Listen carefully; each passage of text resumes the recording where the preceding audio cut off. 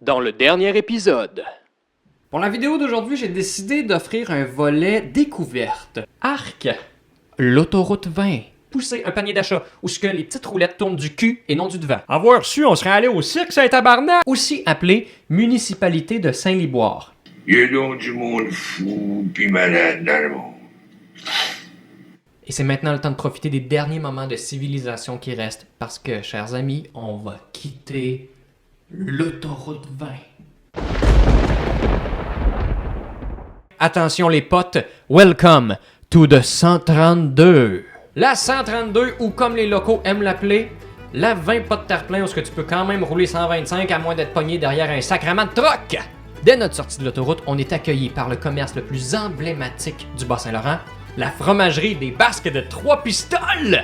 Un endroit où vous devez vous arrêter. De 1, parce que vous allez être pogné dans le trafic de toute façon, et de 2, parce que vous avez besoin de faire votre plein de fromage qui fait quick. Vous souvenez-vous quand j'ai dit qu'il y avait du trafic?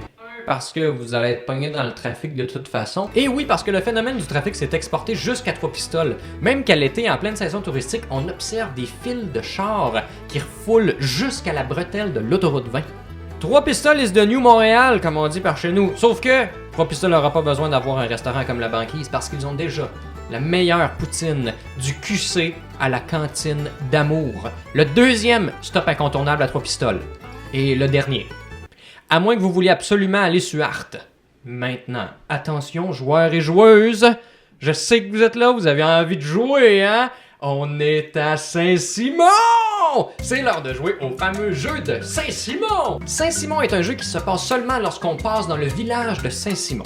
Le but du jeu est de tenter de deviner le nombre de passants qu'on va croiser sur notre chemin. Ces passants doivent être à pied absolument. Le jeu se passe entre la pancarte de 50 km/h et le Petro-Canada à la fin du village. Et on ne compte pas les gens qui sont au pétro. C'est pas du vrai monde. Si personne n'obtient le bon nombre de personnes, c'est Saint-Simon qui a gagné. Et si vous voulez, il y a 2 expansions disponibles. Il y a l'expansion Pets qui nous permet de compter chaque animal de compagnie pour 0.5 points. Et également l'expansion Exodus qui permet également de compter les pancartes de maison à vendre.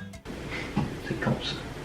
Une fois qu'on a bien joué, on va pouvoir se régaler les yeux avec le splendide village du Bic. Un endroit pittoresque, merveilleux. C'est la comté du Bas-Saint-Laurent. Un endroit avec des commerces attachants, un parc national époustouflant et une grange théâtre sans égale. Ouais, le théâtre est dans une grange. Mais ça a de la classe quand même, là! Si vous avez jamais vu une chèvre jouer Tchekhov dans la grange théâtre du Bic, vous avez jamais vu de théâtre. Rimouski, le haut pays de la neigette.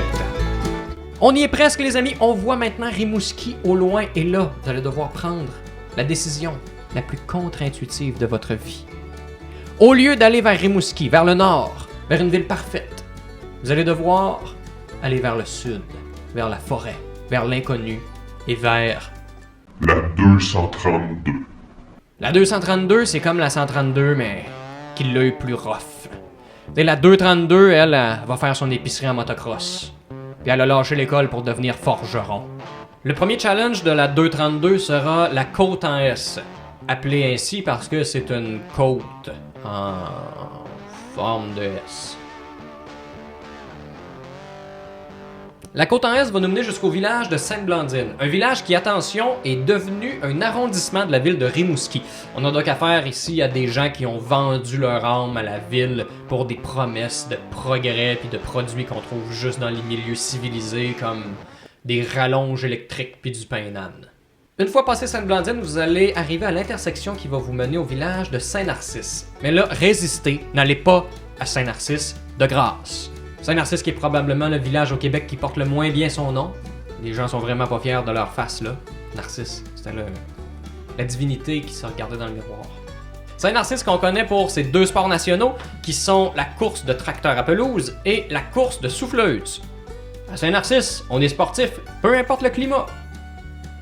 Une fois Saint-Narcisse passé, on est maintenant rendu au village de Mont-Lebel. Un village qu'on connaît surtout pour son poste à gaz où on peut acheter du gaz ou des guns. C'est pas mal tout ce qu'il y a à dire sur Mont-Lebel, sinon que Lebel est un palindrome. C'est-à-dire que ça se lit dans un sens comme dans l'autre. Mais dites pas ça aux gens de Mont-Lebel. Si vous entendez dire palindrome, ils vont penser que c'est du vieux latin et que vous êtes en train de leur jeter un sort. Et là, la dernière étape, le 4 chemins. 4 possibilités. Premier choix, revirer de bord. Parce que c'est trop pour vous, vous êtes trop creux, vous pleurez, vous avez des spasmes, vous vomissez. Vous avez jamais été aussi loin dans le bois, vous chiez dans vos culottes. Vous aimez pas la manière dont les arbres vous dévisagent, c'est correct. Deuxième possibilité, tournez à droite. Vers Esprit Saint, la Trinité des Monts, Lac des Aigles, Squatec, Eau-Claire, Le Jeune, Cabano.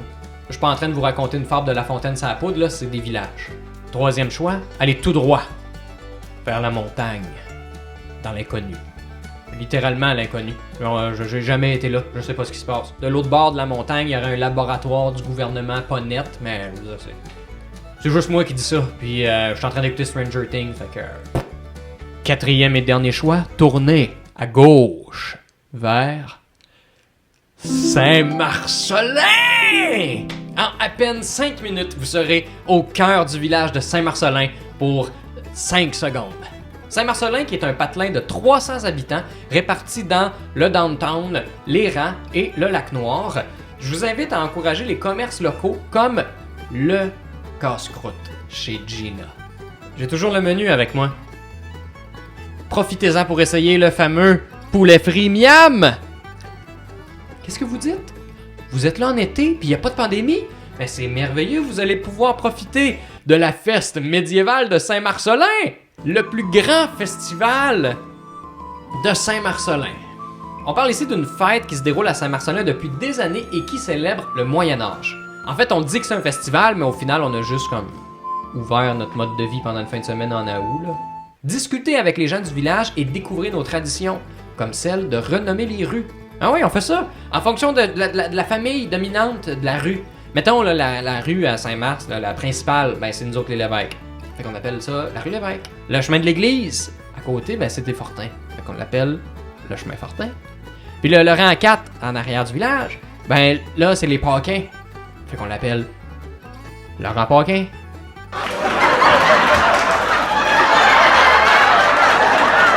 Et voilà.